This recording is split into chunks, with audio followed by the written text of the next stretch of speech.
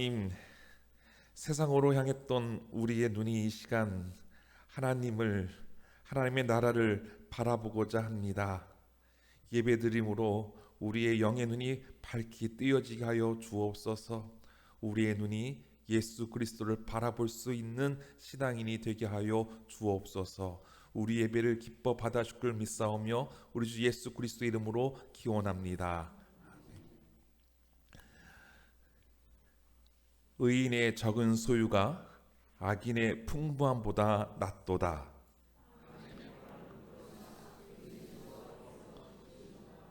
여호와께서 온전한 자의 날을 아시나니 그들의 기업은 영원하리로다.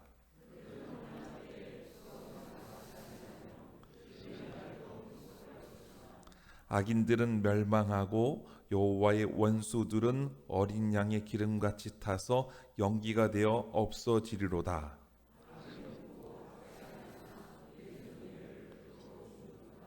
주의 복을 받는 자들은 땅을 차지하고 주의 저주를 받은 자들은 끊어지리로다.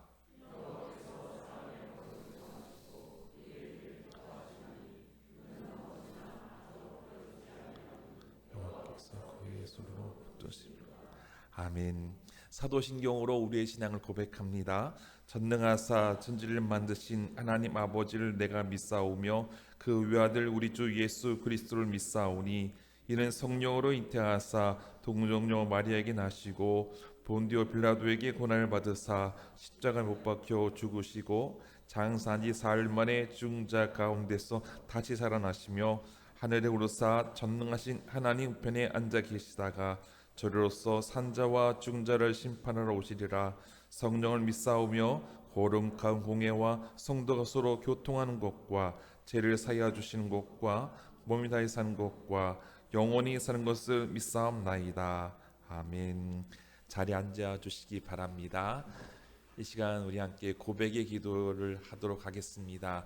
지난 한 주간 동안에 있었던 우리의 잘못한 일들 주님 앞에 경건한 마음으로 용서를 구하는 기도의 시간을 갖도록 하겠습니다. 침묵으로 기도하겠습니다.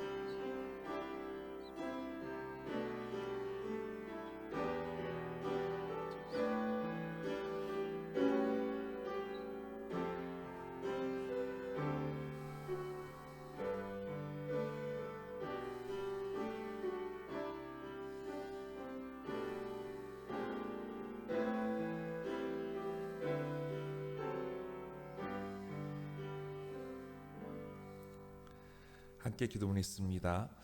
우리를 하나님의 소유된 백성으로 삼으시고 세상에 하나님의 아름다운 덕을 선포하게 하시는 주님의 은혜 감사합니다. 하오난 저희는 세상에서 제사장으로서의 역할을 다하지 못했습니다. 주님, 전쟁을 일삼고 기후재앙을 일으킨 저희를 용서하여 주옵소서. 이 시간 예배함으로 새 사람으로 거듭나 주님 나라 이루게 하여 주옵소서. 창조의 하나님, 방사능 오염수로부터 바다를, 평화의 하나님, 남과 북의 화해를 주시옵고 용진 마을을 지켜주옵소서. 부활하셔서 우리에게 사랑과 평화가 되신 예수님 이름으로 기도합니다. 아멘. 너희가 전에는 백성이 아니더니 이제는 하나님의 백성이요, 전에는 궁유를 얻지 못하였더니 이제는 궁유를 얻은 자니라. 이 말씀에 의지하여 사자와 생명의 은총이 성령을 통하여 여러분에게 임하셨음을 선언합니다. 아멘. 찬송 411장입니다.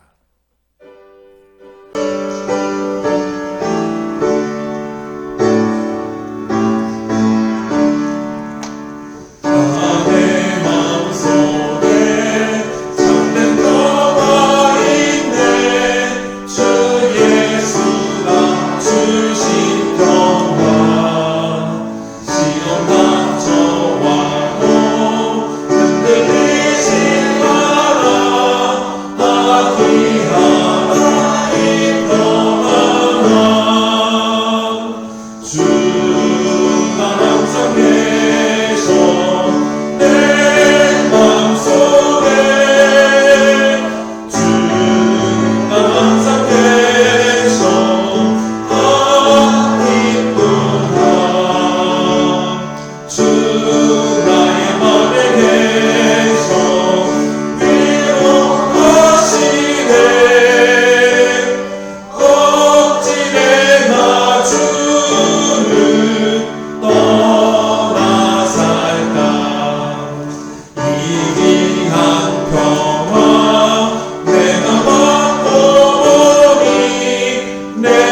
슬픔이 사라지고 마음의 기쁨 넘쳐 주를 찬양하네.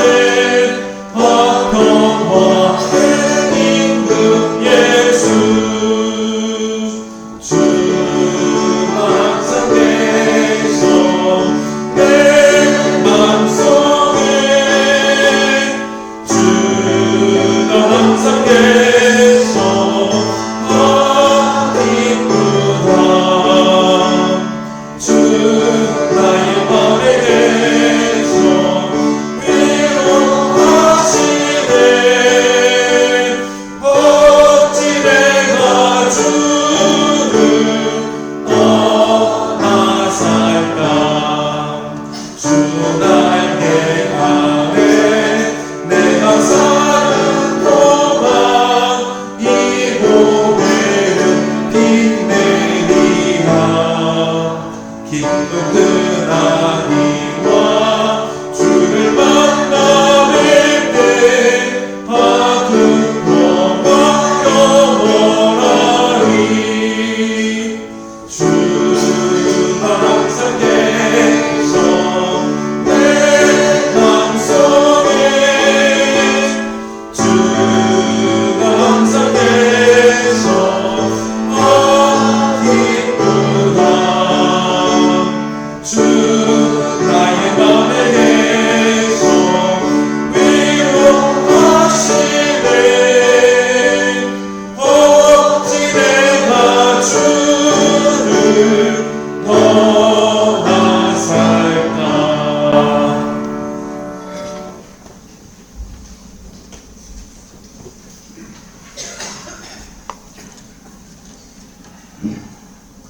주님, 지난 일주일도 함께 해주시고 이 시간 전전에 나와 함께 예배할 수 있게 해주시니 감사합니다.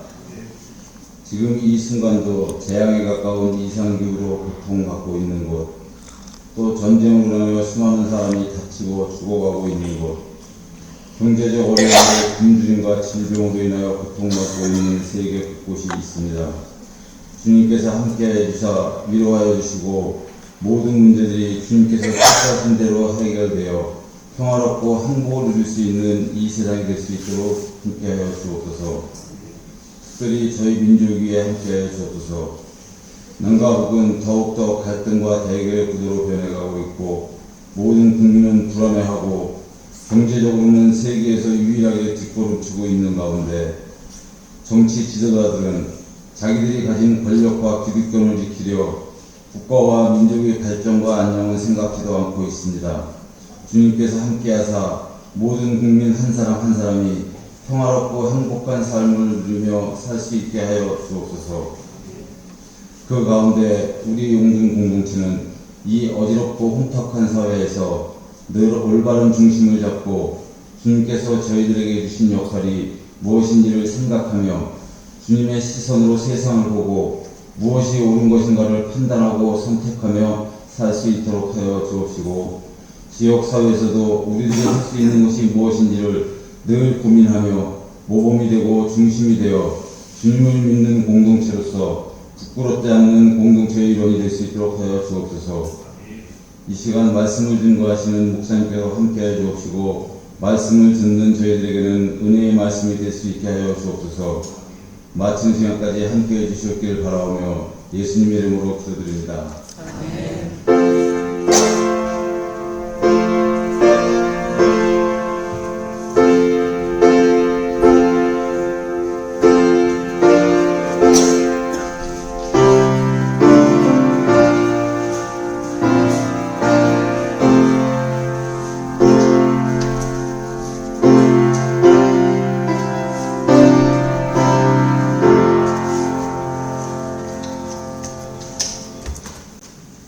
하나님께서 저에게 주신 말씀은 마가복음 6장 14절부터 29절까지입니다. 신약성경 62페이지에 있습니다.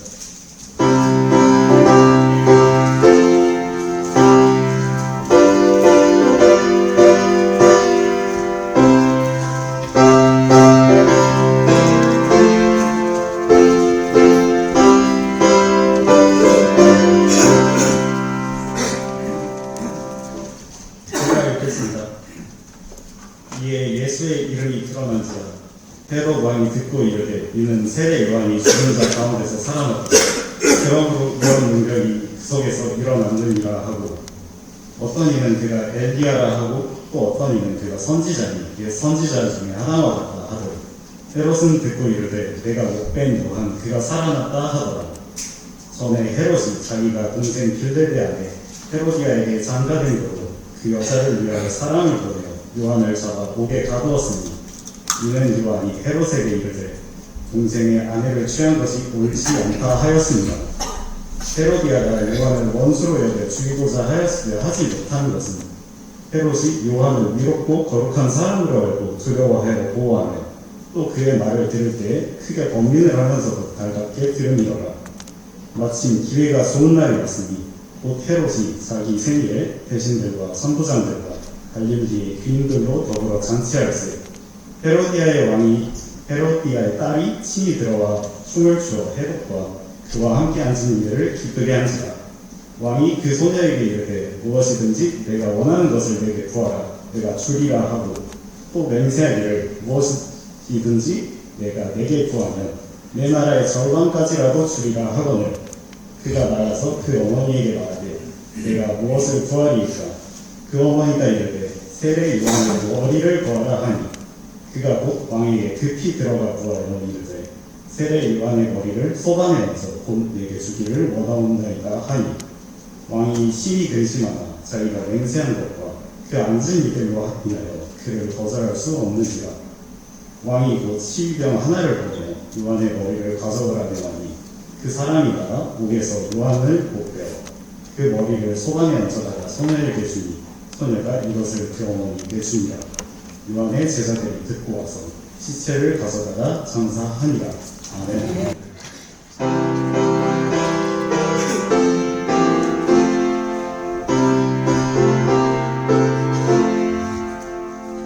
하늘의 깊은 지혜를 깨닫게 하시고 주 말씀 밝히 알도록 늘 도와주소서.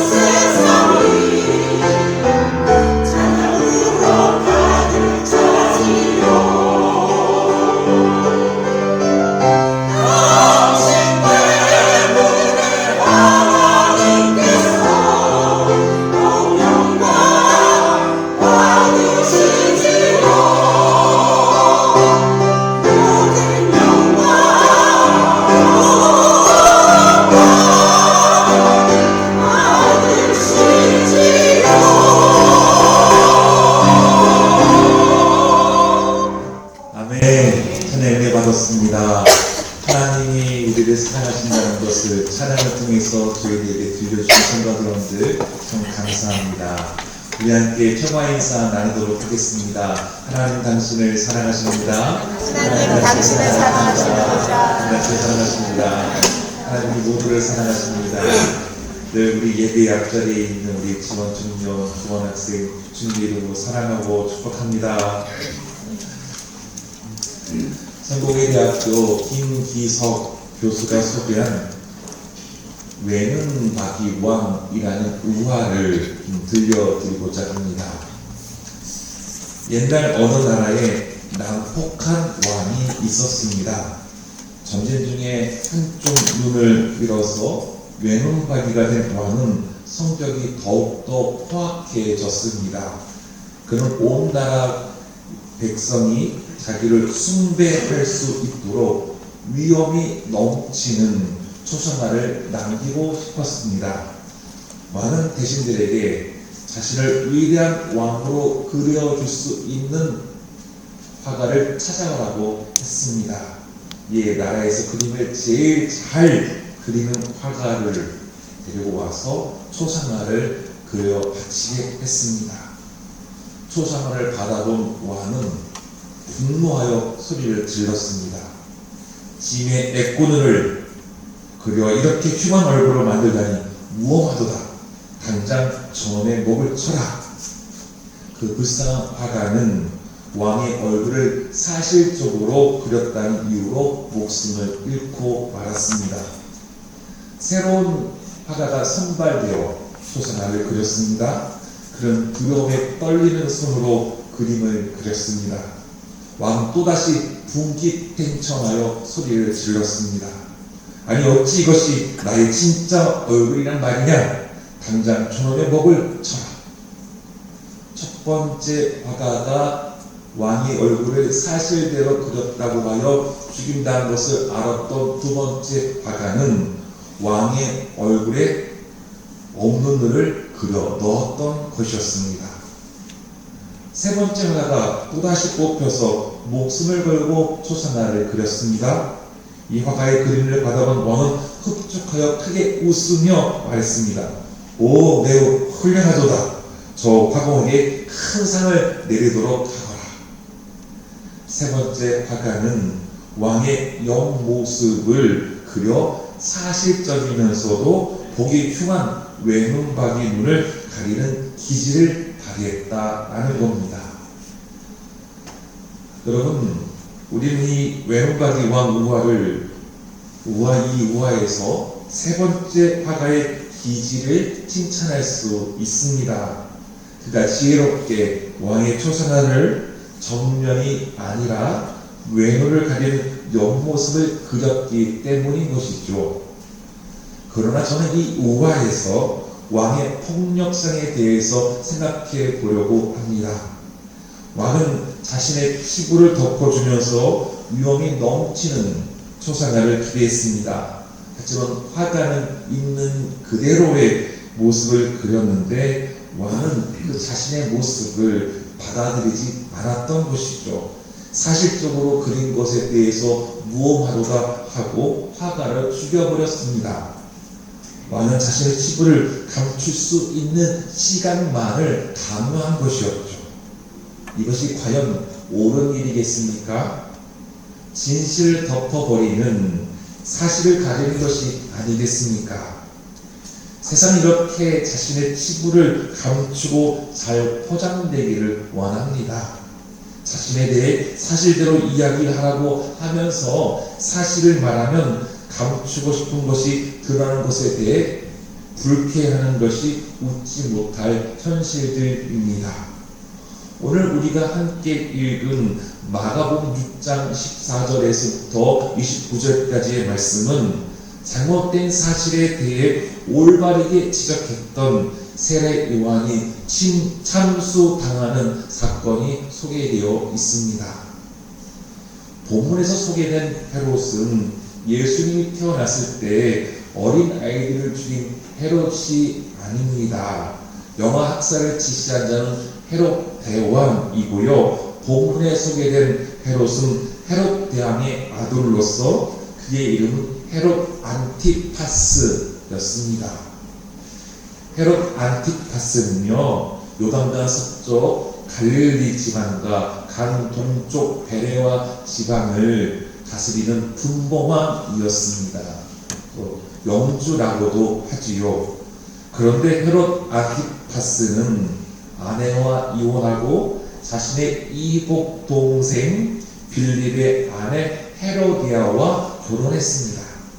또 놀라운 것은 헤롯 안티파스의 아내가 된 헤로디아는 헤롯 대왕의 손녀이기도 합니다. 그러니 안티파스의 조카인 것이죠. 안티파스의 아내는 조카이자 제수입니다. 아주 난잡한 가정사인 것이죠. 레기 10장 21절에 이렇게 말합니다. 형수나 제수를 데리고 살면 이것 또한 역겨운 짓이다. 헤롯 안티파스는 절대로 해서는 안 되는 율법을 얻었던 왕이온 것이죠. 이 때문에 세례 요한은 동생의 아내를 취하는 것이 옳지 않습니다 라고 공개적으로 비판했던 겁니다.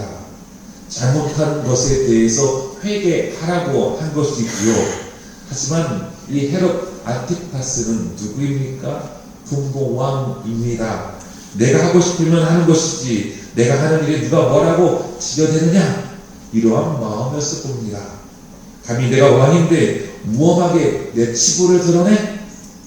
화가 잔뜩 난 왕은 세례 요한을 옥에 집어넣어버리고 말았습니다. 여러분도 아시다시피 세례 요한은 세례를 베풀면서 회개운동을 펼쳤습니다.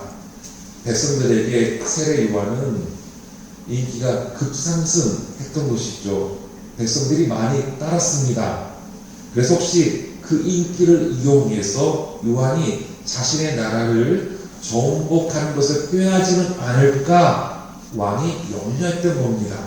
이제 세례 요한을 죽이고 싶었지만 죽일 수가 없었습니다.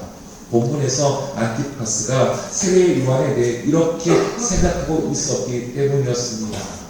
헤롯이 요한을 의롭고 거룩한 사람으로 알고 두려워하여 구음하며 또 그의 말을 들을 때에 크게 범위를 하면서도 달갑게 들어이러라 라고 소개합니다. 안티파스는 자신이 나쁜 짓을 하고 있다는 것을 알고 있었다라는 것이죠. 그에게 양심이라는 것이 작동하고 있어서 차마 세례 요한을 죽이지는 못했다라는 것이죠. 하지만 오늘 본문의 21절을 보니까 마침 기회가 좋은 날이 왔으니 라고 소개하고 있습니다. 마침 세례 요한을 죽일 수 있는 좋은 기회가 왔다라고 소개를 하는 겁니다. 안티파스의 생일날 많은 귀족들이 모여서 잔치 자리에 축하하려고 왔던 겁니다. 자신의 생일날 모든 사람이 자기에게 집중합니다. 우러러보면서 축하해 줍니다. 그렇게 좋은 날 공주가 자신을 위해서 춤을 추고 있습니다. 그 춤이 그곳의 모든 사람들에게 기쁨을 주고 있었습니다. 그래서 기분이 붕 떠있는 헤롯 안티파스는 공주에게 무엇이든지 원하는 것을 나에게 해봐라. 내가 다 들어주겠다. 나라의 절반이라도 달라고 하면 내가 주겠다. 라고 허영을 떨었습니다. 이에 공주는 그의 어머니 헤로디아에게 이 사실을 알려주니 헤로디아는 그 딸에게 살로메에게 세례 요한의 목을 구하라고 알려주었습니다. 공주는 어머니 헤로디아의 요구대로 왕에게 요청을 합니다. 안티파스는 공주의 요구에 심히 근심했습니다. 죽이고 싶었는데 정말 죽어야 하나? 잘못 죽였다가는 백성들로 인해서 해를 입지는 않을까 염려가 있었던 것이 사실입니다.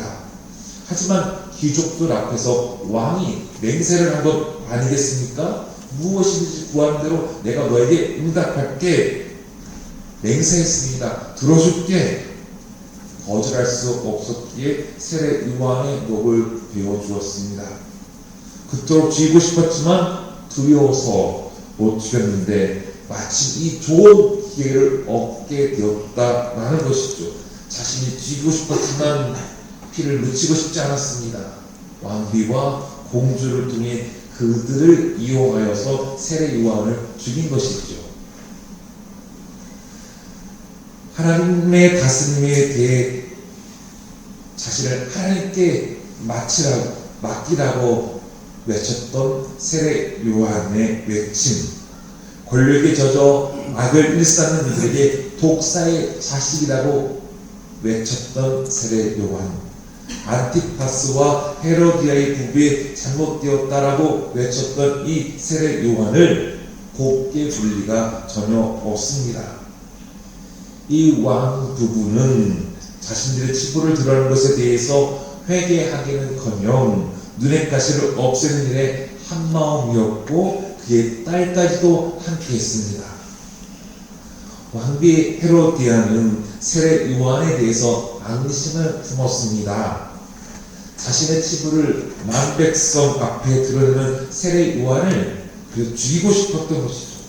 하지만 남편은 그를 옥에 가뒀지만 죽이지는 않았습니다. 그래서 남편의 생일을 맞아 딸 살로메가 춤을 췄다가 죽일 수 있는 기회를 얻었던 것이죠. 여기서 충격적인 장면은요, 앙심을 품은 어머니의 마음이 딸에게까지 전해졌다라는 겁니다. 어머니가 딸에게 세례 요한의 머리를 구하라고 했습니다. 이 말은 죽이라는 말이죠. 죽여달라는 말이었습니다. 근데 여기에서 딸 살로메는 한 수 더 떠서 어떻게 했습니까? 세례 요한의 머리를 소반에 얹어서 내게 주기를 원합니다 라고 했습니다. 어찌 어머니가 앙심을 품었다고 그 마음을 딸에게까지 품게 해서 딸의 입에서 사람을 죽이게 할 수 있습니까? 어머니의 잔인한 폭력성이 딸에게 전해지고 그 딸은 어머니도 상상하지 못한 더 잔인한 폭력성을 유감없이 발휘했습니다. 이것이 우리 사는 삶의 모습이어서는 안 될 것이죠. 하지만 인류의 역사에서 이런 비극들의 모습들이 줄곧 이어져 왔습니다. 그러나 하나님은 이런 인류의 제약을 기뻐하실 일 없으시죠. 반드시 잘못된 것에 대해서 드러나게 하시고 하나님의 통치하는 세상에 우리가 살아가야 한다. 그런 제약의 그런 살인의 것에서 벗어나서 하나님이 원하시는 하나님이 바라시는 생명 살림의 평화의 세상을 이루라고 말씀을 하시는 거죠. 하나님께서 다스린 세상은 그러므로 말미암아 약육 간식의 세상이 아니죠. 앙심을 품었다고 사람을 죽이는 것이 아닙니다. 싸움, 폭력, 살인, 전쟁이 아니라 사랑이고 평화이고 생명이고 정의입니다. 그래서 하나님은 구약에서부터 예언자를 통해 하나님의 공의와 사랑을 드러내 주신 것이죠. 주님의 뜻을 알려주셨습니다. 세례 요한은 예수님 오심을 예비하는 예언자이고 또 고행자였습니다. 세상에 취하고 더러운 것을 외면하지 않고 올바르게 이야기하는 사람이었다라는 것이죠. 그래서 자신에게 세례를 받으러 오는 이들이 어떻게 해야 회개에 합당한 열매를 맺을 수 있습니까? 라고 세례 요한에 물어보죠. 왜냐하면 세례 요한이 회개에 합당한 열매를 맺으라고 말했기 때문이었습니다. 그래서 세례 요한은 옷 2벌 입는 자는 옷 없는 자에게 나눠줄 것이고 먹을 것이 있는 자도 그렇게 하라고 했습니다. 세례들이 물어보니까 부가 된 것 외에는 거두지 말아라. 군인들이 물어보니까 사람에게 강탈하지 말아라. 거짓으로 고발하지 말아라. 받은 금료를 족한 줄로 알아라 라고 가르쳐 주었습니다. 자신의 욕심 때문에 욕망 때문에 다른 이들을 착취하고 빼앗아 그렇게 힘들게 하지 말라는 가르치는 것 아니겠습니까? 이랬던 세례 요한은 분봉왕 안티파스 부부의 잘못된 행실에 대해서 잘못됐다, 바르게 살아야 된다라고 이야기한 것입니다. 그러나 이들은 세례 요한의 입을 막아버렸습니다. 요즘 흔히 하는 말로 이틀막이었던 것이죠. 자신들의 치부를 숨기고 싶어서, 덮고 싶어서 결국 세례 요한을 죽였습니다. 안심 때문에, 양심이 그들의 마음에서 제대로 작동되지 않았다라는 것이죠. 이런 세례 요한의 죽음은 세상 기쁜 소식으로 오신 예수님의 죽음을 또 예고하기도 했습니다. 오늘 본문에서 안티파스는 예수님의 구원 사역이 폭발적으로 이루어지는 소문을 들었습니다. 사람들이 이렇게 말합니다. 세례 요한이 죽은 자 가운데서 살아났도다. 그러므로 이런 일이 구소서에 일어난다 라고 이야기를 한 겁니다. 이에 헤롯 안티파스는 이 소문을 듣고 오늘 보면 16절에 보니까 내가 목된 요한이 살아났다 이렇게 말했던 것이죠. 세례 요한이 분봉 왕에게 참수당한 것처럼 이제 예수님도 유대 종교 지도자들과 로마 권력에 의하여서 죽임당한다는 것을 복음서 기자가 예고해 주는 것입니다. 세상은 예수님의 말씀이 찔림이 되었습니다. 자신들의 잘못이 예수님 말씀대로 드러나는 겁니다. 말씀을 통해서요. 감추실 수가 없었습니다. 예수님께서 회개하고 하나님 다스림을 따르라. 이 말씀이 이 사람들에게는 듣기가 싫었습니다. 결국 자신의 잘못을 뉘우치지 못하고 세상은 예수님을 십자가에 매달아 죽게 한 것이죠. 이것이 바로 속된 세상의 잔인한 폭력성입니다. 어떻게 어머니가 딸에게 사랑을 주는 일을 시킵니까? 폭력이 더 큰 폭력으로 이어지는 그 죄악의 모습이 지금 우리 사는 세상에 그대로 계속해서 이어지고 있습니다. 이스라엘과 팔레스틴의 기나긴 오랜 역사를 보아서도 예를 들어 알 수가 있습니다. 앙심을 품은 이스라엘과 팔레스틴, 서로 사람들을 비참하게 죽입니다. 그렇게 가족을 잃고 부모를 잃은 어린 자녀들은 어떤 마음으로 자라나겠습니까? 아버지를 잃어서 엄마의 가슴에 부둥켜 안고 울고 있는 이 자녀들 모습들, 복수의 마음으로 성장해서 자신이 폭탄이 되지 않겠습니까? 서로에게 불타는 적개심으로 죽고 죽이는 아픔의 역사가 계속해서 되풀이 되고 있는 중이다라는 것이죠. 안심을 끊어버리고 우리 안에 심겨진 양심을 가지고 세상을 살아가야 하지 않겠습니까? 하나님 우리에게 하나님의 마음을 심어 주셨습니다.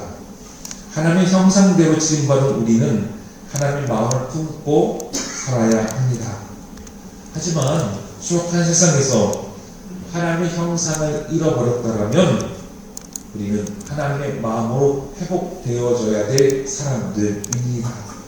그 중에 하나가 양심이지요. 하나님께서 우리 안에 하나님의 사랑을 품고 살아가도록 인도해 주십니다. 예수님께서 이 세상을 사랑하심으로 자신의 생명을 화목제물로 바치셨습니다. 우리 그리스도인은 속된 세상에서 이루어지는 앙심을 끌어버리고 하나님이 주신 양심을 가지고 우리는 살아가야 합니다. 양심이 있다면요, 폭력이 폭력을 나누는 일을 절대로 행할 수 없습니다. 양심이 있다면 어떻게 어머니가 딸에게 사람을 죽이라는 일을 시킬 수 있겠습니까? 동참시킬 수 있겠습니까? 양심이 있다면 사람이 사람을 어떻게 차별하고 나누고 무시하고 폭력을 행사하고 전쟁하고 죽이고 이런 일을 행할 수 있겠습니까? 우리는 종교개혁주의입니다. 1517년 마르틴 루터로부터 시작된 종교개혁은 당시 로마 교황을 중심으로 한 가톨릭 교회의 부패를 비판했던 것이었습니다. 교회는 예수의 정신으로 되돌아가야 한다.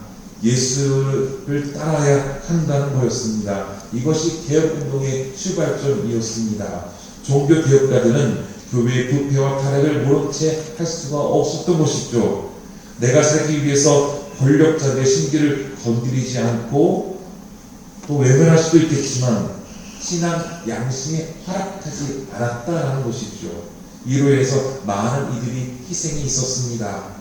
그러므로 예수의 정신에 살아 역사하여 루터를 비롯하여 종교개혁자들이 봄을 터지듯 일어서게 되었던 사건이었습니다. 그 중에 종교개혁자 중에 한 분 칼빈이 있었는데요. 자신이 목회하는 스위스 제네바가 거룩한 곳이 되기를 열망했습니다. 칼빈에게 늘 주어진 신앙의 화두는 코람데오, 하나님 앞에서였습니다. 하나님 앞에 서 있는 사람으로 살고자 했다라는 겁니다. 제네바시에 있는 그리스도인들이 바로 이렇게 살기를 바랬던 종교개혁가였습니다. 하나님 앞에서는 하나님의 뜨거운 사랑을 받은 자답게 살아가야 한다는 것 아니겠습니까? 하나님의 마음이 주장되는 것 바로 그것입니다. 그러므로 이 세상을 우리가 살아갈 때에 선한 양심과 온전한 믿음을 품고 살아가야 하는 것 아닐까요? 히브리서 10장 19절과 22절에 이 말씀을 합니다. 그러므로 형제들아 우리가 예수의 피를 힘입어 성수에 들어갈 담력을 얻었나니 우리가 마음의 뿌림을 받아 악한 양심으로부터 벗어나고 몸은 맑은 물로 씻음을 받았으니 참 마음과 온전한 믿음으로 하나님께 나아가자. 우리 용진교회는 한국 기독교 장로교에 속해 있습니다. 한국 기독교 장로교를 줄여서 기장이라고 부릅니다. 우리 기장은 조선신학교, 현 한신대에서 성서 비평학을 가르친 것 때문에 1953년 장로교에서 분립하게 되었습니다. 불경스럽게 성경을 한국 쪽으로 연구했다. 쪼개서 이 말씀이 사실이냐 진실이냐 비평적으로 연구했다. 이것이 잘못되었다라고 그 당시 이렇게 정죄했던 거였습니다. 그래서 성서 비평학 때문에 기장을 이단처럼 여기는 흉터가 지금까지도 암암리에 내려오고 있습니다. 그러나 지금의 웬만한 신학대학에서의 성서학에서는 이 비평학을, 성서 비평학을 다루고 있습니다. 한신, 감신, 성공의 장신, 연세대, 이화여대 다 가르치고 있어요. 학문적으로 연구하고 있는 것이죠. 그러나 그 당시 한국교회 지도자들이 무지함으로 사람들을 정죄하고 불연하는 죄를 지었던 것이죠. 기장이 출발할 때 1953년 6월 10일에 호원춘일 때 소신과 지도 이름을 천명했습니다. 4가지를 천명했는데 그 중에 첫 번째와 두 번째를 소개하려고 합니다. 하나, 우리는 온갖 바리새인주의를 배격하고 오직 살아계신 그리스도를 믿음으로 구원 얻은 복음의 자유를 확보한다. 둘, 우린 전세계 장로교회 테두리 안에서 건전한 교리를 수립함과 동시에 신앙 양심의 자유를 확보한다. 한국 교회는 하나님의 은혜로 폭발적인 성장을 했습니다. 그런데 폭발적 성장 이면에 신앙의 기초가 튼튼히 세워지지 못하는 안타까움이 있었습니다. 교회를 다니지만 예수의 정신이 살아있지 않으면 껍데기일 뿐 아니겠습니까? 한국교회 강단에 예수님의 삶을 본받고 따르자는 설교가 얼마나 많이 차지할까요? 애석하게도 예수님보다는 성공, 성장, 부흥이라는 단어가 더 많이 불려지지 않을까 싶습니다. 우리 시대에 예수님이 오신다면 어느 곳에 찾아가시고 주로 어느 곳에 계시겠습니까? 이것을 우리가 생각해 보아야 합니다. 우리는 예수 그리스도를 믿는 사람들이기 때문입니다. 예수 그리스도를 나의 구주로 고백하기 때문인 것이죠. 교회는 성서 정통을 따라 예언자 정신이 깃들어져야 합니다. 또 예수님을 따라 하나님 나라를 선포해야 합니다. 하나님의 다스림을 믿어라, 선포해야 하는 것이죠. 불법과 불의에 손을 잡는 것이 아니라 생명, 정의, 평화, 사랑을 말해야 합니다. 권력이 무섭다고 외면하고 모른 척하는 것이 아니라 예수님의 말씀을 따를 수 있는 신앙인, 오늘 공론에 소개된 세례 요한 같은 올바름을 지적할 수 있는 신앙을 이어야 하는 것이죠. 교회는 전쟁을 반대하고 물질주의와 힘의 논리를 거부해야 합니다. 전쟁과 폭력이 난무한 이 시대에 하나님 주신 양심으로 평화를 외치며 생명살림을 실천하는 모든 그리스도인들이 되기를 주의 이름으로 축원합니다. 이것이 종교개혁주의를 맞는 교회의 자세입니다. 우리 함께 찬양하도록 하겠습니다. 586장 찬양하겠습니다.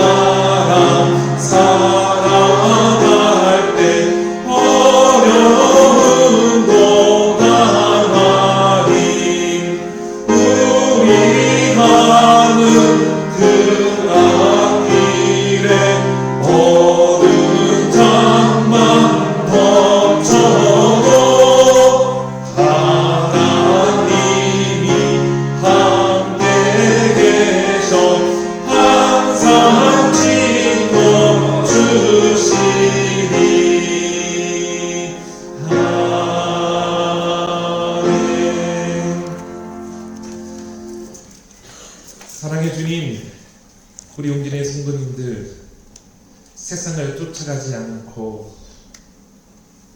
이렇게 예수 그리스도를 따르겠습니다 라고 고백하며 부활의 주님을 기뻐하며 찬양하며 영광 올려드리는 자리에 임하게 하시니 참으로 감사합니다. 우리 안에 신앙 양심이 늘 자리하고 있음을 고백하며 성령의 이끄심을 따라서 하나님 나라를 선포하고 하나님 나라를 살아가는 귀한 하나님의 백성들 되게 하여 주시옵소서. 주님, 우리 용진교회 생명을 살리는 일, 그리스도의 사랑을 전하는 일, 동참할 수 있는 교회가 되게 하시니 감사합니다. 매달 개척교회와 선교지, 또한 우리 인도의 선교지와 우간다의 선교지에 저희들 이렇게 함께 할 수 있도록 주님 저희들을 이끌어 주시니 참으로 감사합니다. 그리스도의 사랑의 손길이 잘 전해져서 예수 그리스도가 아버지 정말로 우리에게 영원한 생명수를 주신 분이심을 믿고 고백할 수 있는 생명삶의 역사들이 이루어지게 하여 주시옵소서. 더욱더 하나님 나라를 위하여 귀하게 쓰여지는 용진교회와 거룩한 성도들 되게 하여 주시옵고, 이 기쁨에 동참할 때에 우리 마음에 기쁨의 샘이 늘 솟구쳐 오르게 하여 주시옵고, 벅찬 감동과 아버지 하나님 은혜를 가지고 아버지 주님께 영광이 되는 삶이 되게 하여 주시옵소서. 우리 용진의 교우들 사랑하는 주님 앞에 아버지 말씀에 순종하여 하나님 나라를 함께 일고 가기 위하여 귀한 예물을 드렸습니다. 하나님, 이 믿음 주심에 참 감사합니다. 결단할 수 있게 하시니 참 감사합니다. 물질 때문에 싸우기도 하고, 물질 때문에 속상하기도 하고, 물질 때문에 내가 무너질 때도 있고 눈물을 흘릴 때도 있지만 이것에 미워 살지 않게 하시고 하나님께로부터 왔습니다. 열의 하나가 하나님입니다. 하나님의 은혜로 살아왔습니다. 지금도 하나님의 은혜로 살기를 소망합니다고 고백하는 믿음의 식구들을 주님 기억하여 주시고 칭찬하여 주시고 격려하여 주시는 하나님의 은혜를 베풀어 주시옵소서. 이렇게 내가 물질에 다스림 받는 자가 아니라 물질을 다스릴 수 있는 신앙인이 되게 해주신 것 감사합니다고 고백하는 용진 교우들에게 더 많은 것을 주님 맡겨주시고 하나님 나라에 귀하게 쓰여지고 또 행할 수 있는 믿음의 소유자로 우리 용진의 교우들에게 복의 복을 더하여 주시옵소서. 주님, 우리 용진 교우들의 삶의 터전을 늘 지켜주시는 하나님이시리라 믿습니다. 가을 농사가 시작되었습니다. 하나님, 땀 흘린 만큼 귀한 결실을 얻을 수 있는 터전이 될 수 있도록 주님 함께 하시는 은혜를 베풀어 주시옵소서. 또 우리 용진 교우들의 사업장도 있습니다. 직장도 있습니다. 공부하는 학생들도 있습니다. 한참 자라나야 될 어린 생명들도 있습니다. 동일한 은혜들을 더하여 주시옵소서. 또 우리 용진 교우들 중에 몸이 연약하고 또 노환으로 또 질병으로 아무런 어려움 가운데 있는 교우들이 있습니다. 주님 궁일이 여겨 주시옵소서. 주님 불쌍히 여겨 주시옵소서. 하나님 아버지의 마음으로 아버지 위로하여 주시고 하나님 치료하여 주시고 건강케 되는 복을 하나님 베풀어 주시옵소서. 우리 주 예수 그리스도의 이름으로 기도합니다.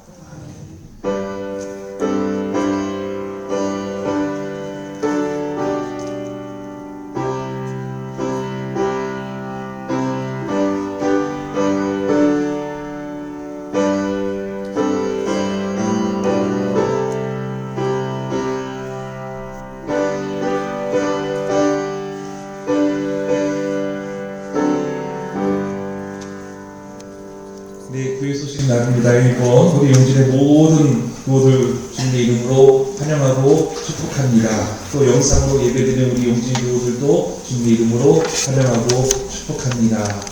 우리 용진 교우들 마을에서 예배드리는 교우들도 있지만 자녀들 축하한 자녀들이 특별히 그 차량으로 오는 교우들이 많이들 계시는데요. 늘 안전하게 주님께서 인도해 주시고 예배당에 오셔서 예배드릴 수 있게 되면 얼마나 감사한지 모릅니다. 더욱더 주님의 이름으로 사랑하고 축복합니다. 가시는 길도 안전하게 돌아가는 하나님의 은혜가 있으리라 저는 믿습니다. 추수한 자들 정교인 성경 암송 발표대회가 이제 11월 셋째 주일날 있습니다. 여러분 단 한 절이라도 6절이면서 함께 가는 은혜를 나눌 수 있는 축제장으로 만들 수 있기를 주님의 이름으로 축원합니다. 목회자로서 소망합니다. 재직들에게 권면합니다. 함께 하시기를 바랍니다. 예.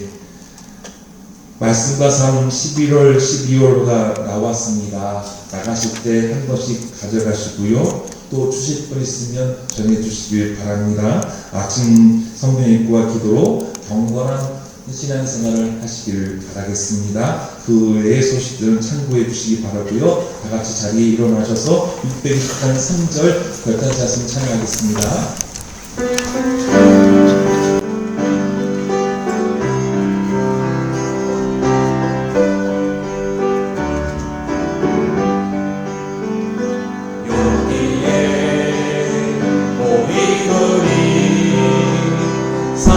사랑받는 주의 자녀라 주께서 뜻하신다 우리 통해 펼치신다 고통과 슬픔 중에 더욱 주님 의지하오니 어려움 이겨내고 주님 더욱 찬양하라 이 믿음 더욱 굳세라 주가 지켜주신다 어두운 밤에도 주의 밝은 빛 인도하여 주신다. 안심을 품으면 죄를 지을 수밖에 없습니다. 양심이 우리를 하나님을 두려워하도록 이끕니다. 세상에서 신앙 양심을 따라 그리스도인으로 사십시오. 하나님을 두려워하겠습니다. 양심을 품지 않고 신앙 양심에 따르겠습니다. 제 악순환을 세워버릴 수 있는 누가 용기를 주옵소서. 이제는 우리 주 예수 그리스도의 은혜와 하나님 아버지의 크신 사랑과 성령님의 감동감화 역사하시니 신앙 양심에 따라서 살겠다고 다짐하는 믿음의 용진 모든 성도들 위에와 또한 그들이 사랑하는 가정과 그의 자녀와 자손들 위에 또한 농터와 직장과 사업터와 일터 위에 또한 이 땅에서 고난받고 또 외면받고 어려움 겪은 사회적 약자들 위에와 또 이 나라 인족 위에 이제부터 영원토록 함께 하옵시기를 간절히 축원하옵나이다.